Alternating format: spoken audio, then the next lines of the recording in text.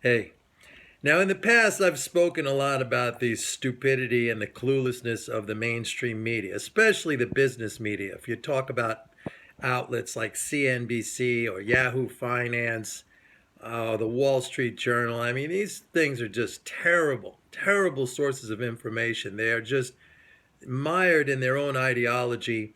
And basically, what they spew out is just dogma, and that is opinion stated as if it is fact. Now, there was an article today that appeared, of course, on Yahoo Finance, and actually it was picked up off of an Associated Press article with a big headline that said if Bernie Sanders becomes president, he's going to add $18 trillion to the debt, and that's going to be terrible for the economy. All right. Well, first of all, let me just full disclosure, this is not a Bernie Sanders endorsement. I like Bernie Sanders, but I support Donald Trump.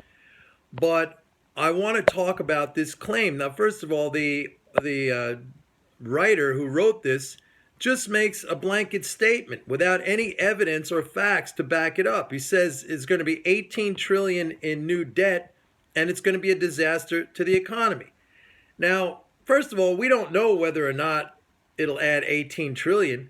And second of all, it's fantastic if it adds 18 trillion because that's not debt, that's 18 trillion in new net financial assets. The highest quality financial assets in the world and what people all over the world are clamoring to hold. But even if you don't agree with me on that, and I know there's some of you who don't, that's your problem because they are assets, and anyone who doesn't want their treasuries, I'll gladly take them. If we go back and look at the last time we added 18 trillion in debt was the period from 1980 until now. 1980, when Ronald Reagan was elected president of the United States, the national debt was 800 billion. Now it's over 19 trillion. So we added actually more than 18 trillion in debt. And you know what happened? The economy went from 6 trillion to over 16 trillion. In other words, we grew something like 170% in size, the economy. So we did go through a period when the economy, or when 18 trillion of so-called debt was added, but the only result was something fantastic.